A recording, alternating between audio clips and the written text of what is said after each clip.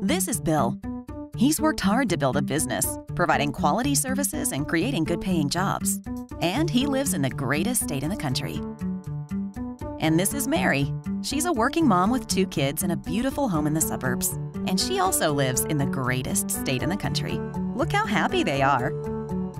Bill and Mary depend on the fact that their elected officials are working together to grow Georgia's economy, making Georgia's proven business climate a premier destination in the global marketplace, attracting international businesses and growing businesses that already call Georgia home.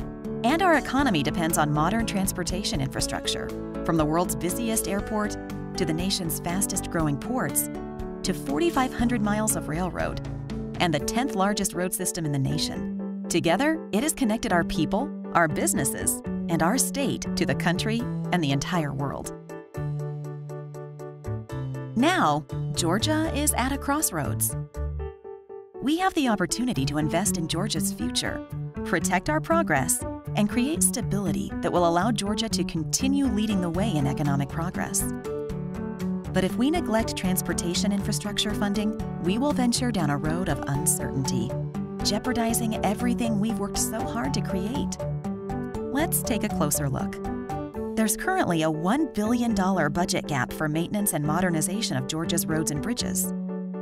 But only 5% of the annual state budget is dedicated to roads and bridges. And only 2% of our road network is resurfaced every year. Worse, Georgia relies on the federal government for over 50% of its budget for transportation infrastructure. As a result, these funding deficiencies have created a maintenance backlog, causing Georgia roadways with a fair condition rating to decline by 20% in just 12 years. Also, over 4,000 bridge structures need to be replaced over the next 20 years, while traffic congestion in Atlanta consistently ranks in the top 10 in the nation. And railroad maintenance costs are projected to exceed $800 million over the next 20 years. So what does this mean for Bill and Mary? Let's say Mary is on the reinvestment route, while Bill finds himself on the road of continued funding gaps. Bill's business relies on the Port of Savannah for parts from around the world, rail lines to ship supplies across the country, and freight lines to connect his business to its customers.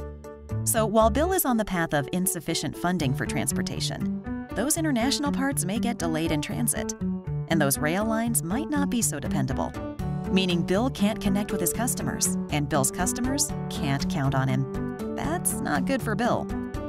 What about Mary?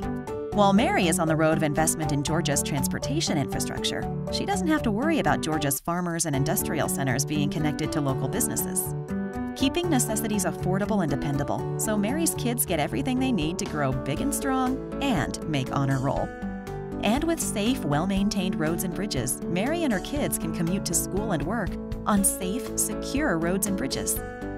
So how do we follow Mary's lead and create sustainable transportation funding? The Transportation Funding Act is a comprehensive approach to creating economically viable transportation infrastructure funding. Together, these measures will create sustainable transportation funding, ensuring that Georgia continues to lead the way in economic development and global competitiveness, while also creating safe and efficient roadways for our people. More importantly, it's what the people of Georgia want. 66% of Georgians support the legislature taking action to raise the more than $1 billion needed to maintain and repair our broken infrastructure. We've worked so hard and come so far to make Georgia an economic engine of growth and prosperity. It's our responsibility to protect those investments in our economy, our jobs, and our families. That's why we need your support to increase the current level of investment, eliminate the funding gap, and decrease dependence on increasingly uncertain federal funds. It's time to bring Georgia's transportation and infrastructure system into the 21st century and answer the needs of all the Marys and Bills who make Georgia so great.